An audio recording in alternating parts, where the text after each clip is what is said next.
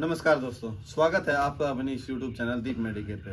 दोस्तों आज हम बात करेंगे बेनाडिल कफ सिरप के बारे में, जिसमें कि डाइफेनहाइड्रामाइन हाइड्रोक्लोराइड और sodium citrate ammonium chloride ethanol syrup है ये। दोस्तों इसका काम होता है बंद नाक, बहती हुई नाक और छींकें आना, आंखों में पानी आना और जो भी एलर्जी होती है जो ठंड के कारण होती है उनसे राहत देता है। और इसमें जो अमोनियम क्लोराइड है ये नाक में, श्वास नली में और फेफड़ों में बलगम को पतला करता है, जो खांसी के दौरान आसानी से बाहर आ जाता है। तो दोस्तों ये एक अच्छी कफ सिरप है जो हैवी कफ होता है उसके लिए। तो दोस्तों ऐसी ही मेडिकल नॉलेज के लिए हमारे चैनल को सब्सक्राइब करें।